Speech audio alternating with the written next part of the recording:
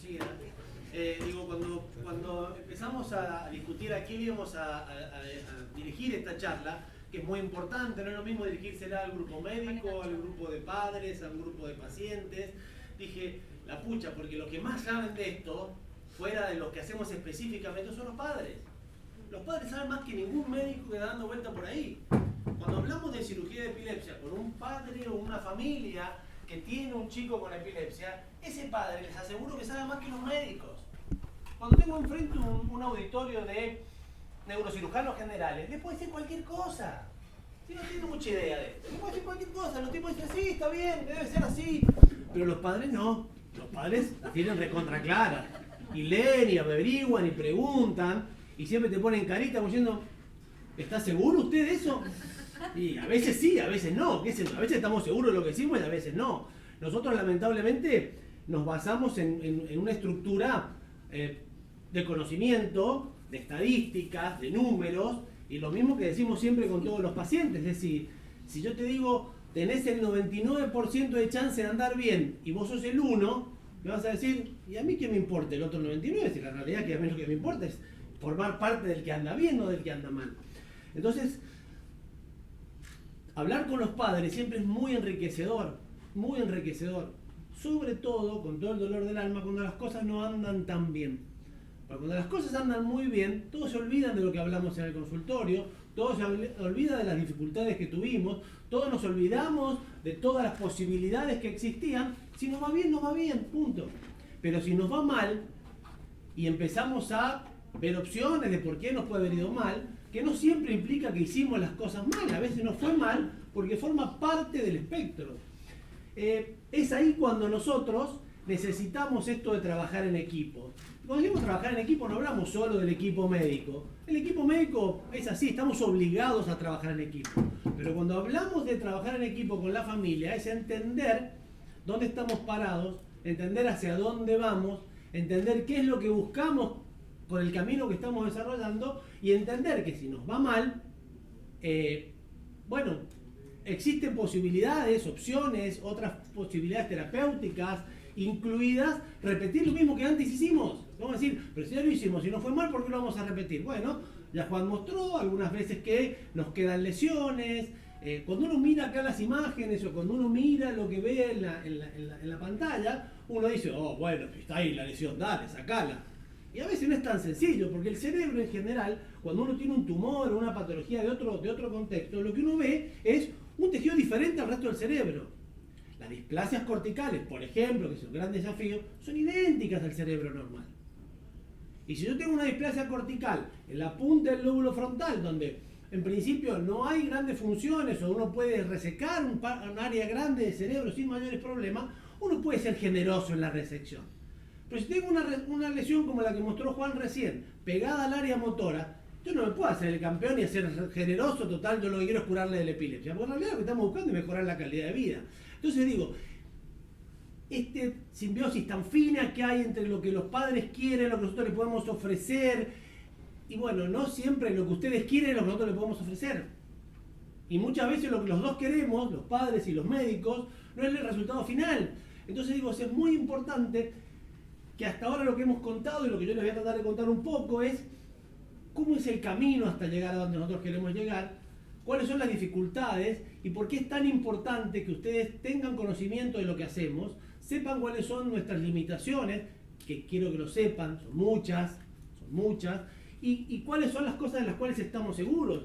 Y la realidad es que uno siempre necesita dejar un margen de duda, porque la realidad es que ese margen de duda lo tenemos siempre. Y si nosotros solo le vendemos éxitos, y es como vender un peine ¿viste que te vende el peine en el tren? Es el mejor peine, que te va a sacar la pelada, que te va a poner el pelo liso, y la verdad es que es un peine igual que todos. Y nosotros lo que vendemos es un peine que en realidad es no te deja el pelo liso, no, sí te va a peinar y vamos a tratar de que te peine lo mejor posible.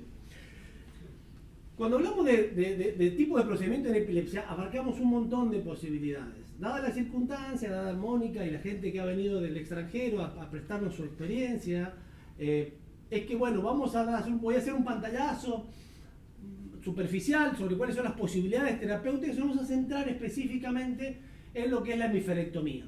Acá hay muchos veo muchas caras de pacientes que han recibido la hemisferectomía como un tratamiento, por lo cual es buen momento para, espero que los míos no tengan ninguna duda de lo que hemos hablado, pero para sacarnos algunas dudas.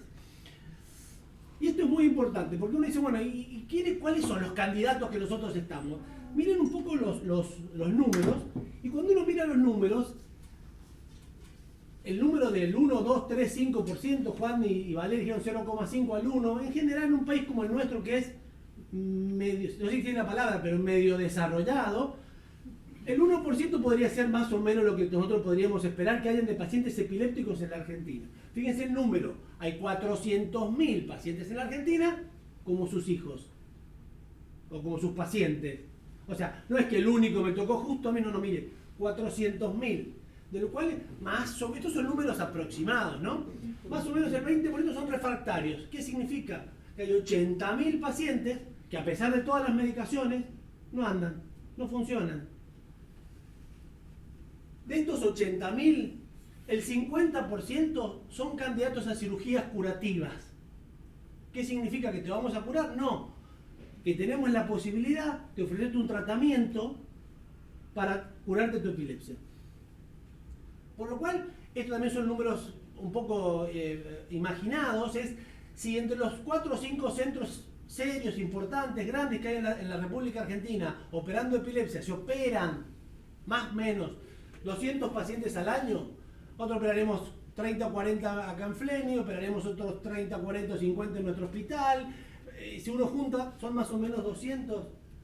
Miren la cantidad de pacientes que operamos en relación a los que podríamos operar. Me dicen, nada, me estás cargando. Bueno, hay 99.5% de pacientes que están en su casa con crisis convulsivas y ni siquiera hemos hecho el diagnóstico. Por lo cual, ustedes, más allá de todo lo que han pasado, y hablo de los padres, ¿no? Después si quieren hablamos de los...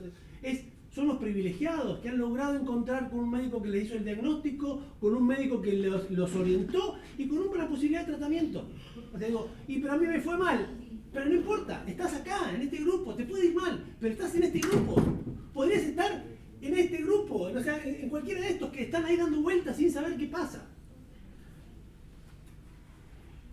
Las herramientas diagnósticas creo que ya las hablaron mucho mejor que yo, pero es importante que entender que fíjense en la cantidad de cosas que nosotros tenemos que tratar de encajar como un rompecabezas para que poder llegar a la conclusión de que este paciente reúne las condiciones para ofrecer un tratamiento quirúrgico.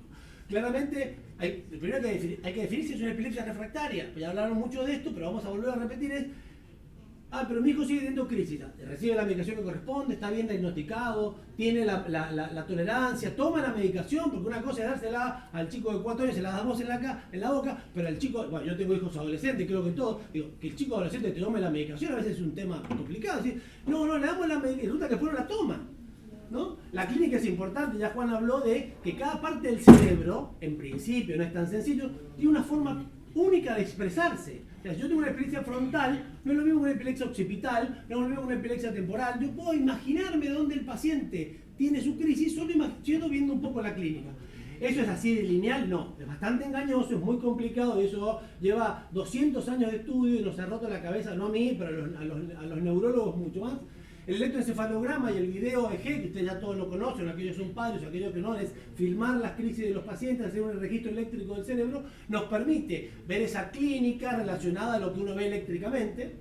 Las resonancias son fundamentales, ya Juan lo dijo y lo volvemos a repetir. Si nosotros logramos encontrar una lesión, ese paciente tiene 3 veces más posibilidad de estar libre de crisis que aquel que no tiene lesión. Por lo cual, esta parte, que es encontrar en la imagen una lesión en un paciente epiléptico, es fundamental. Eso cambia drásticamente el pronóstico. El SPECT y el PET no solo hay estudios anatómicos, estructurales, hay estudios funcionales que nos muestran la función del cerebro. Y estos pueden ser o por metabolismo o por flujo cerebral. Y eso nos permite muchas veces encontrar asociaciones que, sobre todo en aquellas patologías que no tienen lesión estructural. Y la evaluación neurocognitiva y psiquiátrica es importantísima, es fundamental. Ahora no tenemos tiempo de hablar, pero la decisión quirúrgica debe estar relacionada claramente con la evaluación neurocognitiva, sobre todo en las epilepsias del lóbulo temporal, en todas, pero en particular en esa. Y sobre todo porque una evaluación neurocognitiva original nos va a permitir saber qué pasó después de la cirugía. Si esto mejoró, si esto empeoró, si la cirugía no solo logró controlar las crisis o las mejoró, sino que además su cuadro neurocognitivo se mantiene igual o mejorado. Y acá tenemos concretamente en qué tipo de tratamientos existe. Esto en líneas generales es lo mismo que se hace en cualquier lugar del mundo. Más menos tecnología, pero el pensamiento, la forma de analizar un paciente, el cómo uno ve el electroencefalograma, cómo analiza un paciente, no hay ningún robot, no hay ninguna resonancia, no hay nada que lo pueda resolver. El único que lo puede resolver es un médico dedicado, con ganas, un padre que esté dispuesto a entregar a su hijo para que lo estudiemos, para que lo miremos, por lo cual esto es más o menos lo que se hace en el resto del mundo. Y las cirugías pueden ser de dos tipos, aquellas que son curativas y aquellas que son paliativas. La curativa, claro, el nombre lo dice, es intento curarte. Bueno, ¿vos me garantizás que curar? No, pero voy a intentar curarte. Y las paliativas, bueno, yo te aseguro que no te puedo curar, pero te voy a ofrecer algo que te voy a mejorar la calidad de vida. El estimulador vagal, una callosotomía, la estimulación cerebral profunda. ¿Y de qué se trata? Básicamente, el estimulador vagal, muchos de acá ya lo conocen, es un dispositivo externo que se coloca en un nervio periférico, una cirugía bastante sencilla, que en la Argentina tenemos mucha experiencia, tenemos más de 300 pacientes implantados, nuestro grupo debe tener 2/3 de esos 300 pacientes. Los resultados es un tratamiento paliativo. Si me preguntan a mí en particular, para mí son muy buenos. Hay algunos que no están tan convencidos, pero si está bien indicado, si el neurólogo conoce el tema y lo maneja, es una muy buena opción terapéutica para pacientes que no tenemos ninguna otra opción terapéutica. La estimulación cerebral profunda es básicamente, en vez de estimular un nervio periférico, estimular directamente núcleos centrales con generadores que no son otra cosa que un marcapaso. Nosotros en nuestro grupo estamos recién empezando a pensar en desarrollar la estimulación cerebral profunda. Tiene algún desarrollo, mucho más desarrollo en el extranjero, en pacientes adultos, en pacientes pediátricos hay todavía un poco de dudas en algunos resultados finales, pero estoy seguro que lo vamos a desarrollar, estoy seguro que en algún momento lo vamos a utilizar. Más allá de que ya decidimos que esto es factible a que sea quirúrgico. Bueno, pero primero, ¿qué tenemos que tener para que un paciente sea quirúrgico? Primero, que los padres quieran avanzar con el procedimiento. O sea, me parece un detalle menor, pero digo, ustedes tienen que querer que avancemos en el tratamiento. Porque muchas veces, cuando son cirugías directas, no es problema. ¿Por qué? Porque todo lo que yo conté de los factores o lo que tenemos para hacer diagnóstico se van superponiendo. Tiene clínica de epilepsia frontal, el electro me muestra frontal, tengo una lesión frontal. Y bueno, ya está, como que se armó medio el rompecabezas. Entonces, sí, la información es concordante, o sea, concuerda. El electro, la clínica, lo que yo veo, concuerda todo para pensar que tiene un lugar específico donde yo tengo que ir a resecar para poder curar esa epilepsia. Y la lesión estructural. La lesión estructural es un faro en el medio de uno. Uno se imagina el cerebro extendido, yo lo puedo planchar, es como una cancha de fútbol. O sea, imagínense que hay adentro y quiero buscar esa jarrita de agua.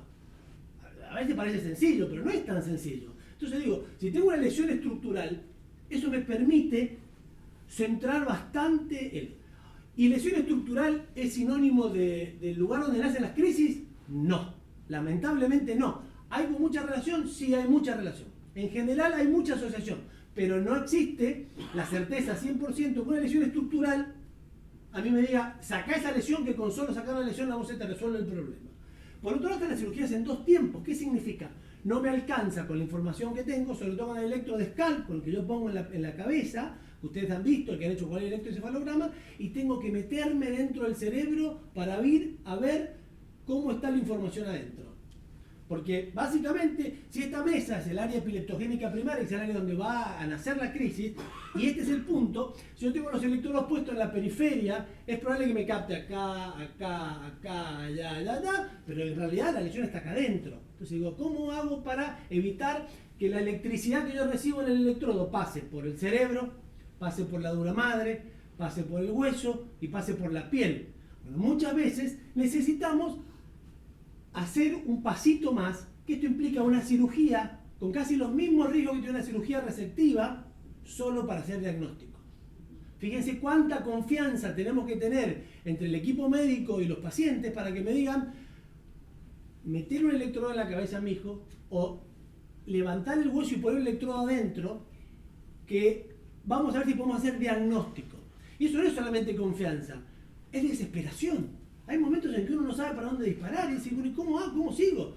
Esta posibilidad es cada vez mayor. ¿Por qué? Porque cada vez los pacientes son más complejos. Y al ser más complejos y al ampliarse la posibilidad diagnóstica y terapéutica, es que cada vez necesitamos más de este tipo de cirugía. Y para este tipo de cirugía sí necesitamos tecnología.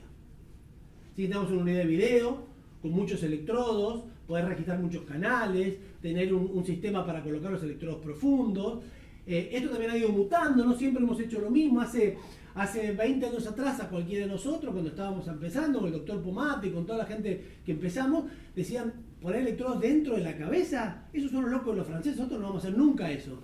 Bueno, ahora todo el mundo dice, che, los locos hace 20 años tienen razón, hay que poner electrodos adentro. Por lo cual, esta cosa de ir cambiando y de asumir es muy típico de los médicos igual, ¿no? Nosotros siempre tenemos razón hasta que nos demuestran que no. Pero siempre no tenemos la razón primero, ¿no?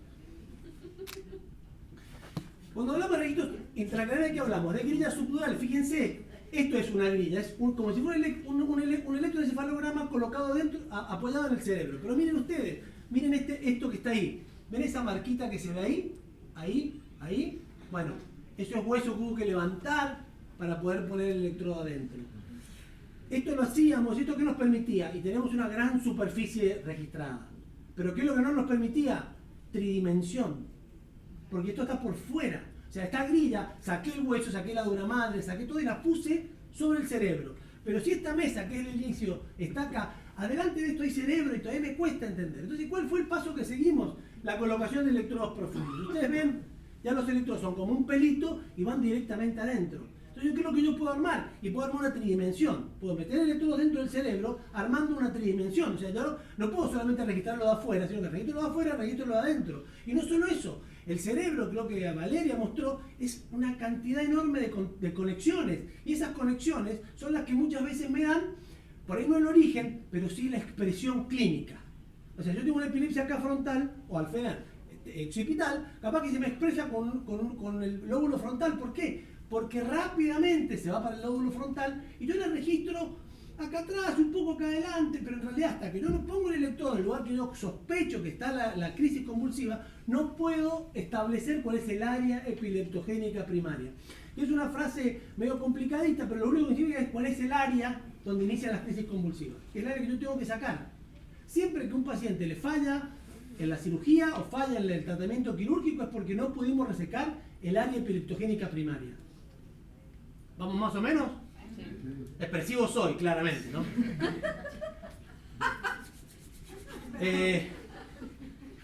Vamos a ir a la hemisferectomía, porque no podemos abarcar todo. Y el título les puede gustar o no, pero esta es la verdad. ¿Qué es la hemisferectomía? Es cuando la mitad es mejor que el todo. Es cuando un cerebro, hay una mitad que le sobra, que está mal, que está molestando, que está embromando al otro cerebro, que es un cerebro normal, en principio.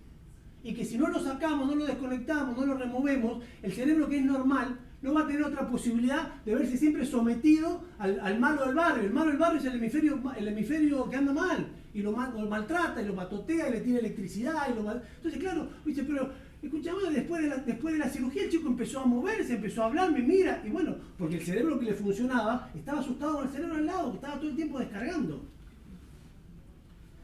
¿Y qué es exactamente? Es exactamente lo que les conté. Es la desconexión o resección total de un hemisferio cerebral. Una criminalidad. Cualquiera que lo escucha me dice, esto es una barbaridad. ¿Sacar un hemisferio a un paciente? ¿A un bebé recién nacido? Sí.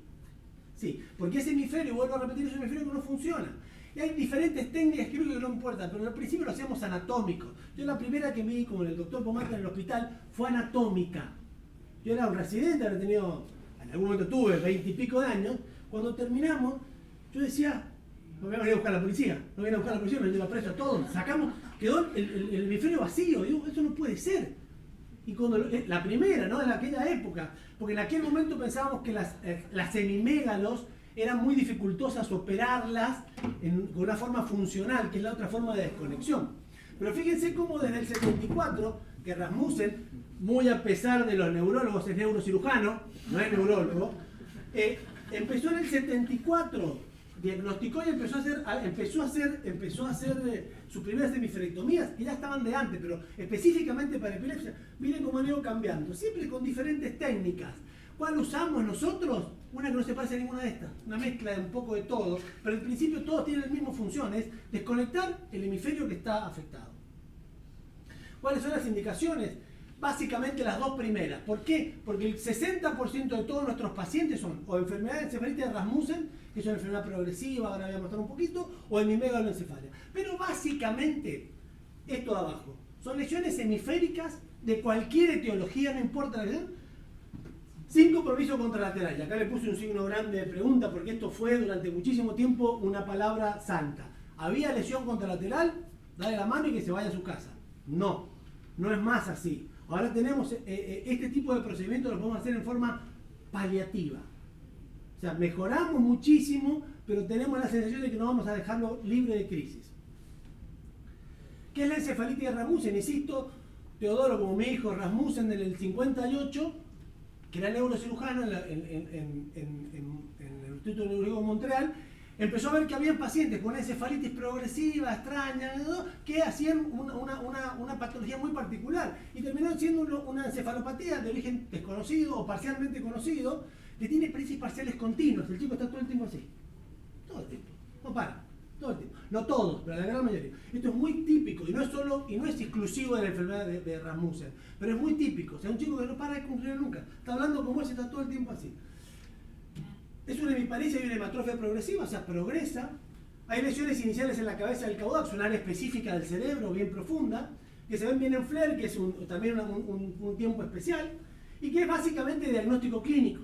O sea, no hay biopsia, no hay ningún estudio particular. Es el neurólogo que, dadas las características, termina haciendo el diagnóstico de una encefalitis de Rasmussen. Y en líneas generales es esto. Pacientes que miren, si ustedes comparan este hemisferio con este está más grande, ¿no? Está como un poquito más grande. Y miren estas lesiones. Miren el brillo este que tiene acá, ¿lo ven? ¿Sí? Ahí, y acá. Eso es el típico de la enfermedad de Rasmussen, de la encefalitis de Rasmussen. Progresa, un chico que arrancó bien, normal, sin crisis, empezó con crisis, empiezan realmente a la adolescencia, no son pacientes tenemos chicos muy chiquititos, pero en general son chicos de la adolescencia hacia adelante, adultos jóvenes, que empiezan con esto. Pero, o casualidad, desde hace ya un tiempo, hemos empezado a ver otras cosas. Rasmussen, que no son el típico Rasmussen, que si Rasmussen viviera, diría, mirá vos, empezamos con esto, por ejemplo, mirá, una lesión, lo discutimos un montón, y esto es de un paciente del hospital.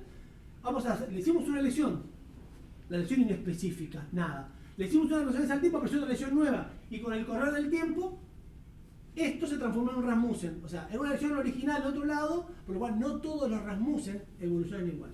El de abajo es otro paciente, cuando miren, no tiene nada en los núcleos de la base. Miren esta lesión acá atrás, ¿la ven ahí? En ese momento, miren, esto se ve mucho en algunas encefalitis límbicas, pero no importa. En ese momento, los neurólogos, con mucho criterio, no desenfocados, pensaron que esto puede ser una lesión isquémica. Hicimos angiografía, ¿no? Evolucionó con la crisis parcial continua, terminó siendo un Rasmussen. Pero digo, el Rasmussen típico es el que vimos recién, que hace, ¿eh? Pero esto es una posibilidad concreta. La hemimégalo es la otra patología que junto con el Rasmussen cumplen más de la mitad de los pacientes que tenemos. Es una malformación del desarrollo, es una displasia cortical enorme. Trastorno de la proliferación, o sea, lo que se altera es la proliferación neuronal. Y es una epilepsia catastrófica, generalmente. El paciente que tiene una encefalitis, una hemimégalo, no lo curamos, no le damos con nada la medicina. Lo que le demos no va a andar, el paciente va a convulsionar todo el tiempo, es un chico con un tremendo trastorno en la maduración, es un chico que no avanza, no crece y que es realmente un problema. Es un problema a cuándo y algunos cuando nacen. Algunas madres dicen, yo cuando estaba embarazada, se movía. Y sí, se movía porque tenía crisis convulsivas desde la panza. Algunas son muy evidentes, como cualquiera de estas, cualquiera sin saber nada de medicina. Mi tía Nenucha me dice que este lado es diferente a este. Eso está claro. Pero esto, también, mirá que dice, pero esto ya no es tanto. O sea, las hemimégalo también necesitamos mucho de la gente de imágenes, porque esto no es lo mismo que esto. ni siquiera tienen, aparentemente, ni siquiera tienen el mismo origen. Parecieran ser como cosas diferentes. En realidad es lo mismo y necesitamos lo mismo. ¿Cuál es nuestra experiencia? Solo en hemisferectomías y solo aquellos que podemos seguir, porque tanto paciente, en el hospital todavía teníamos antes historias de papel. Cuando la vas a buscar, se te ríen, ni siquiera sé dónde están, pacientes que hoy tienen 40 años, por lo cual, estos son los pacientes que podemos seguir y fíjense, Rasmussen y Mimega los 60%. Miren esto. 7 años desde que tuvo la primera convulsión hasta que lo podemos operar. Y esto es promedio. Para que hay tipos que tienen 20 años. Casi 80% de Engel 1. ¿Qué significa Engel 1? No importa, de una forma tenemos para todos tener más o menos el mismo diálogo. O sea, que yo le diga a un colega, mi paciente es Engel 1 y él entienda. Significa que no tiene crisis o tiene crisis muy aislada. 77. Y acá va la parte linda del día. Reoperamos a 15. Digo, todos aquellos que hemos operado hemisferectomías y que por ahí hay que pensar en reoperarlos, de nuestros 15 que operamos, 9 estaban con Engel 1 o 2 después de la reoperación. O sea, ahí había un problema técnico, no era un problema de tu hijo ni del neurólogo, era un problema nuestro. Lo desconectamos parcialmente, que nos puede pasar. O sea, antes los neurocirujanos, no hace tanto, decíamos, ya lo operamos, no hay ninguna posibilidad que esté conectado. No, mentira. Si le hemos reoperado 15 y 9 están con el Engel 1, significa que algunos pacientes, no es que los operamos mal, fuimos insuficientes con el. Muchos de estos pacientes son chicos muy chiquititos, que en la mitad de la cirugía hemos perdido un montón de sangre y tenemos que parar, porque son cirugías tremendamente agresivas y que a veces no nos permiten seguir avanzando. No avanzamos a cualquier precio. El anestesiólogo, que es quien se me encarga del manejo del paciente, dice, paren un poco porque esto está complicando, bueno, hay que parar y seguir una semana, 2 meses o lo que fuera más adelante. No hablamos de esta reoperación, hablamos de las reoperaciones porque los pacientes andan mal. ¿Cuáles son los conflictos que los neurólogos, los neurocirujanos y los padres nos enfrentamos cuando nos ponemos frente a un paciente con hemimegal? Entonces ustedes ven acá. Tiempo de espera. Pero sabes que ayer le cambiamos la medicación y anda bien ahora, más o menos, ya no está tan complicado. Bueno, ¿cuánto podemos esperar por esto? La morbidez, pero le van a sacar la mitad del hemisferio, ¿está bien eso? ¿Usted qué dice, doctor? Porque mire que la morbidez es aceptable, pero la otra pregunta. La hemiparesia y la hemianopsia. Pero mire que mí apenas mueve un poquito la mano, no te la agarra las cosas. Yo lo reto, le agarra las cosas con la mano. Y él me viene, anda caminando para todo. El otro punto es, bueno, ¿qué vamos a hacer? Porque todos los pacientes que se les conecta un hemisferio van a tener una hemiparesia y van a tener un alteración del campo visual. Es inevitable, no hay forma. ¿Qué pasa si hay actividad eléctrica contralateral? ¿No? Porque ustedes leen, no me digan que no leen, mal leen y después vienen a preguntar a nosotros. ¿Y qué pasa? Y la verdad es que no pasa nada.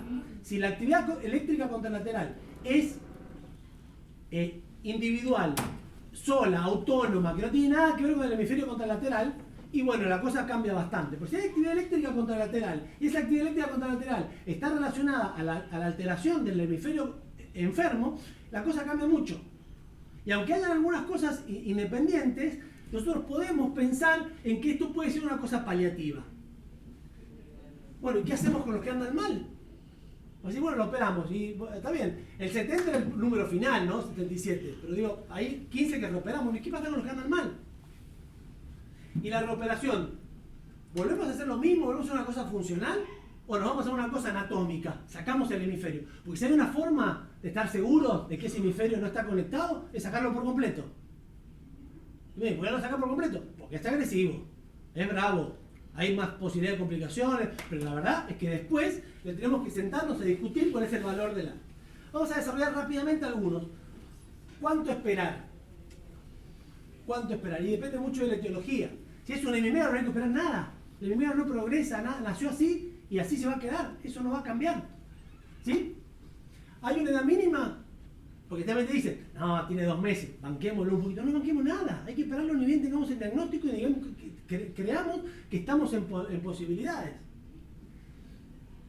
Valor de la plasticidad neuronal. Creo que no sé si Juan o Carlos, ¿vale? Todos hablamos de la plasticidad neuronal. ¿Qué es la plasticidad neuronal exactamente? Es la capacidad que tienen los cerebros jóvenes, ninguno de los nuestros, en tomar funciones y modificarlas.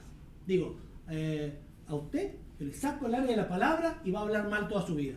Pero si yo se la saco a mi hijo más chiquitito, tal vez no. ¿Y por qué? ¿Porque él es mejor que usted? No. Es porque el cerebro tiene esta condición, esta capacidad de mover funciones. Y eso tiene un límite. O sea, un límite, y el límite le da la edad. ¿Cuál es el límite? No lo sabemos. No sabemos. Pensaban ser 5 años, pueden ser 8, 10, y probablemente no sea nunca. Probablemente la apatía neuronal se mantenga por muchísimo más tiempo del que creemos. Pero claramente, eso es evidente, no es lo mismo para un chico de 2 meses que un chico de 20 años. Bueno, ¿y qué hacer cuando la medicación funciona? ¿No? Porque ese es otro punto. Se ve, no tiene crisis el mío, ¿eh? Miren que no. Y vos ves el electro, es una cosa que patalea, que parece... ¿Qué hacemos con ese paciente? ¿Le damos bolilla que no tiene crisis? ¿O le damos bolilla al electroencefalograma? Es un punto que también tenemos que discutir. En general, los electros muy patológicos nos hacen pensar que ese paciente no va a andar bien independientemente de la medicación. ¿Y pues se puede operar a un adulto? Sí. Lamentablemente hay adultos que han pasado todas estas etapas, que los neurólogos no lo vieron y que llegan a los 30 años con un Rasmussen, con un hemimégalo. No todas las hemimégalos son iguales. Y la verdad es que sí se pueden. ¿Operamos muchos? No, operamos muy poquito. Porque por suerte, todavía la República Argentina, o la TARI, lo sabe mejor que nadie, más allá de todas las quejas que ustedes pongan, de que patalee, de político de mierda, de la cosa, todo, tenemos un sistema de salud que es envidiable. Envidiable. O sea, lo mismo que estamos haciendo en esta institución, que es absolutamente privada, que es de excelencia, lo hacemos a 30 cuadras acá, en un hospital público, absolutamente público. Que puede ir gente de Jujuy o de Nigeria, da lo mismo, no tenemos ningún tipo de control en eso, hacemos lo que haya que hacer. Por lo cual, este sistema de salud, que a veces nos maltrata, que a veces no, digo, tengámosle mucha fe porque es uno de los mejores sistemas de salud del mundo. Acá tenemos 100% de accesibilidad. O sea, vos lo que tengas, la nación argentina, y no hablo más de la Argentina porque van a creer que estoy... se puede hacer en la República Argentina. ¿Verdad? Nuestro sistema de salud es muy bueno. Por eso es inaudito que un paciente llegue adulto sin haber sido operado. Este es un buen paper de alguien que conozco, Helen Cross. Yo trabajé con ella, es una forma así. Yo trabajé con la gente de Londres un año haciendo cirugía. Ella era neuróloga jovencita, era la Valeria Muro de aquella época. Y ella escribió este paper que es importante porque la discusión acá en el timing está en el síndrome de Rasmussen, no está en el hemimégalo, ni está en la lesión isquémica, ni está en el Stuber-Weber. Ahí no está, porque son patologías estáticas. Pero el Rasmussen es una patología progresiva y se arranca en un hemisferio dominante. Y si yo tengo que desconectar un hemisferio dominante, donde pierdo la palabra, donde pierdo un montón de cosas, digo, el punto real de cuánto uno tiene que esperar está en el Rasmussen. En el resto no hay ninguna discusión. La morbilidad es aceptable, digo, le vamos a sacar un hemisferio. ¿Es aceptable lo que le vamos a hacer? Y tenemos un trastorno de hidrocefalia. ¿Qué es la hidrocefalia? Es la incapacidad del cerebro de reabsorber el líquido. ¿Por qué ocurre esto? Y porque es una cirugía agresiva, cae sangre, la sangre produce algunas alteraciones en los lugares donde se reabsorbe, y la hidrocefalia debe ser más o menos entre un 10 y un 15%. Hay infecciones, sí hay infecciones, pero más que la infección, el 100% de nuestros pacientes con hemifrectomía hacen fiebre. Fiebre, no sé si todos hablan, pero fiebre, hacen fiebre. Y el porcentaje de infeccioso es muy bajito, pero se comen 10 días más de internación, antibióticos, porque la fiebre no tiene que ver con la infección. Las infecciones es muy poco frecuente. ¿Déficit neurológico mayores? Sí, lamentablemente sí. Tenemos algunos pacientes que en el postoperatorio han tenido déficits neurológicos importantes, y esto obedecen ¿a qué? A varios motivos. Siempre que hay un déficit motor es lesión contralateral. O sea, no importa lo que haga en el hemisferio enfermo, no pasa nada. Y a veces nos ha pasado de tener lesiones isquémicas, uno tiene que despegar toda la línea media, y eso a veces nos ha producido algún otro. El segundo punto importante de los déficits motores es que durante un tiempo largo hicimos resecciones amplias, después nos achicamos mucho, hicimos una cosa funcional muy pequeñita, cuando los cerebros se hinchaban porque uno tenía que curar muchos vasos, a veces habían edemas cerebrales que eran como chocar un auto o como de un sangrado, eso nos producía mucho problema, y hay un paciente de 100 y pico que murió en el postoperatorio. No. Nadie nunca se arrepintió, era lo que había que hacer, formaba parte del espectro. Yo creo que esto lo hemos ido mejorando ¿con qué? Y siendo más agresivos en las resecciones. Sacamos más cerebro para que el cerebro tenga más espacio si se hincha. Muerte, esto está descrito en todos los papers, más o menos entre el 0 y el 2%. Es una mortalidad alta y el 2% sí. En general no es el 2%, pero es un porcentaje parecido. y hay una mejoría neurocognitiva impresionante en la mayoría de los pacientes. Cuando hablo de neurocognitiva no es, va a ir a la facultad, bueno, el espectro puede ser muy amplio y no podemos discutir. Lo que digo es, si antes no me miraba y hoy me mira, para una madre les aseguro que es un montón. Es un montón, ¿eh? Uno parece decir, ah, bueno, pero te mira. Sí, me mira. Con eso me alcanza, me sonríe. Mirá vos si es poco. Porque a veces uno piensa que la mejoría neurocognitiva es, y bueno, lo voy a mandar a Harvard, entonces a la facultad, ni bien termine. No, vamos despacio. Vamos a empezar por lo más sencillo. Pero la mejoría neurocognitiva está descrita en todos los papers. Hemiparesia y hemianopsia, ¿no? Acá abajo le pongo un par de artículos para que entiendan que lo que uno dice no lo dice porque se le ocurre, pero todos deben tenerla. Recuerdo un paciente hace muchos años que fuimos con el doctor Pomata a operar a Mendoza. Llegamos y en aquel momento lo que hacíamos con los pacientes, nos parábamos así con el guardabosques y decía, a ver la manito, haga esto. Y el paciente levantaba la mano, no se puede operar, dijimos, porque no tiene pinza digital. Hoy lo veo y me parece una locura. En aquel momento nosotros no queríamos dejar un paciente hemiparético, era como una locura. Lo fuimos a operar a ese paciente, 6 años después, ya no tenía pinza digital, ya no hablaba, se hacía pis encima, no caminaba. Digo, está bien, no lo hicimos nosotros, pero digo, hoy conocemos la evolución natural de la enfermedad. Digo, no tenés hemiparesia, ya la vas a tener. Déjame que yo lo resuelva. ¿Está claro? ¿Cuál es el grado de déficit? Y no existe un grado de déficit. Digamos, hay que tener una simbiosis con la familia, decir, esto va a pasar. ¿Estás a favor? Esto es lo que va a pasar si no lo operamos, esto es lo que va a pasar si lo operamos. O sea, si estamos todos de acuerdo y vamos todos para adelante, la hemiparesia y la hemianopsia porque conocemos muy bien la historia natural de esta enfermedad. ¿La hemiparesia puede mejorar? Claro, hay pacientes que llegan con hemiparesias profundas, después de operado mejoran. Y digo, ¿cómo mejora si le sacaron el hemisferio? Porque originalmente nuestro cerebro tiene funciones bilaterales. Nosotros originalmente tenemos un 25 es un número, imagínense, arbitrario, pero más o menos, un 25% de fibras que son homolateral. Ustedes saben que yo muevo la mano derecha con mi hemisferio izquierdo, y al revés. Pero cuando nosotros nacemos, esas fibras, hay fibras que van para el otro lado y fibras que van para el mismo lado. Y son esas fibras las que toman el comando cuando nosotros hacemos una hemisferectomía. La primera vez que operamos con el doctor Matesta, que hicimos anatómica, en ese momento llevábamos a los pacientes a terapia nosotros, y cuando voy el chico movía los 4. Pará, este pibe nos los cambiaron, ¿cómo le sacamos el hemisferio y sigue moviendo los 4 bien? Recién nacido, ¿eh? Sí, porque tiene una mitad de un hemisferio que sigue mandando fibras hacia el mismo lado, por lo cual puede mejorar. ¿Caminan o no? Una pregunta parece tonta, pero ¿caminan o no? La gran mayoría de nuestros pacientes caminan. Van a depender de un montón de factores, de otras cosas asociadas, del sobrepeso, porque son pacientes por ahí que tienen poca actividad física y necesitan tener algún tipo de control alimenticio, porque muchos pacientes, yo no traje video porque no me puedo ocupar con la familia para mostrarlo, pero había un chico que medía 1,90 m y le costaba caminar, pero después de un tiempo caminó. Digo, en general, si son pacientes con un buen hándicap neurológico, van a caminar. El otro punto es la actividad contralateral. Si es dependiente o independiente, es fundamental. Si depende del hemisferio enfermo, no hay ningún inconveniente. Si es independiente, se puede discutir.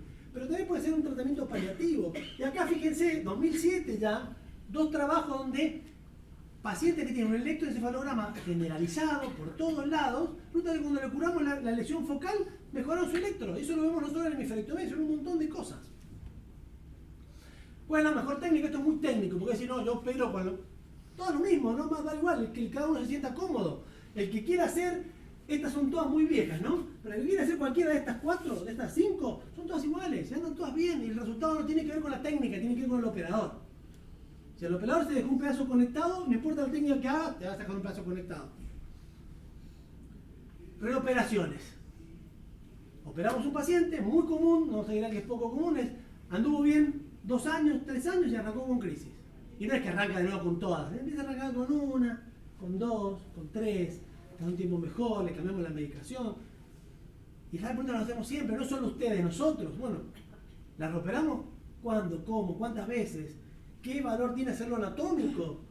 ¿Puede ser paliativa la reoperación? En general, todas estas preguntas las respondemos junto con ustedes. Pero si uno tiene, cómo ha ido cambiando nuestra mentalidad. Hace 20 años atrás era imposible, nosotros nunca nos equivocamos. No hay forma que esté conectado, olvídate. Después empezamos a ver que no estaba tan así. Y después se va diciendo, bueno, en esta te voy a dar la razón a vos, lo voy a operar. Y después hoy somos nosotros, está con crisis, vamos revisando, hay que operarlo de nuevo. ¿Por qué? Porque todo el daño que había que hacer ya lo hicimos en la primera cirugía. No le agregamos nada en la segunda. No es que la reoperación, ya está mi parético, ya está mi anóptico, salvo que no hayamos hecho nada. Pero si hicimos algo lo que teníamos que hacer, todo lo dramático de la cirugía ya está. Son cirugías más fáciles, no sé técnicamente más fáciles, pero más fácil la recuperación. Los pacientes se recuperan mucho mejor en el postoperatorio. Al tercer día, yo hubiera sabido que era así sí, bueno, es así, se recuperan muy fácil. Y después depende mucho de la patología original. Si vos tenés en el original una patología clástica, o sea, una lesión vascular que te dejó un cerebro muy pequeñito, es muy fácil desconectarlo. Pero vos tenés un paciente X, que yo acá estoy viendo algunos, con una enorme malformación congénita, donde se hace casi imposible meterse dentro del cerebro, pueden quedar áreas conectadas. A pesar de que hoy a esos pacientes somos mucho más agresivos, resecamos grandes áreas de cerebro para poder acceder a las áreas donde tenemos que desconectar. Pero digo, puede pasar que quede conectado y depende mucho de la patología original. Hoy algunos casos, y sobre todo traje los casos que no nos fue bien, porque si les traigo los casos que fue bien, nada le interesa. Pero esta es una paciente de 4 años con crisis parciales diarias, tenía múltiples, igual que todos, en realidad más o menos. Un hemimega a la izquierda, miren esto, comparen con esto, ¿no? Miren la diferencia.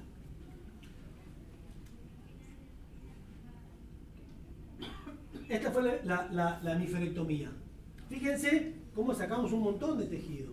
Y quiero que le presten atención a esta parte de acá, porque esto es nuevo y nosotros también evolucionamos en la forma de tratar a los pacientes. Antes hacíamos esta misma conexión y esto que es el área de la ínsula, un área muy compleja, muy vascularizada, no la tocábamos. Quedaba conectado un pedacito de ínsula y como la gran mayoría andaban bien, no le dábamos bolilla. Un becario nuestro, no nosotros, no los uno más chiquito dijo, sí, pero estamos dejando conectada la ínsula. Bueno, sí, porque no daba un poco de miedo meternos en la ínsula.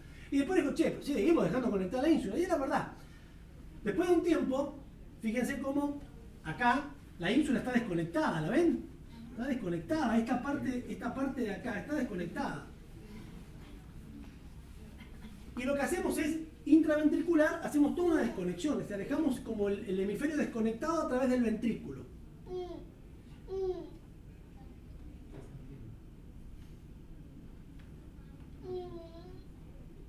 Bueno, es una lástima, no sé por qué no. Aquí me aparece. Esto sí le pedí autorización a la madre. Esta es una chica de una hemiferectomía 20 días después de la cirugía.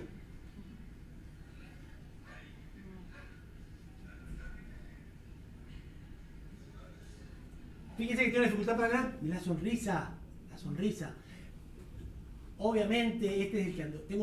Tengo pacientes internados 20 días, a los 20 están internados todavía. No son todos como este, pero digo, esto es posible, es factible. Uno puede irse así 20 días y venía a sacarse los puntos y venía caminando. Este es el segundo caso. Fíjense que yo les había mostrado antes un varón de 5 años sin antecedentes, con crisis focales refractarias, y tenía esta lesión. ¿Se acuerdan que yo se la mostré? Bueno, este paciente, pensamos que le hicimos angiografía, ¿no? Y empezó con crisis parciales continuas. Es como el llamador, ¿no? Pero miren acá, hicimos una hemiferectomía, pero miren acá, lo que yo les digo, esto sigue conectado con el resto, ¿sí?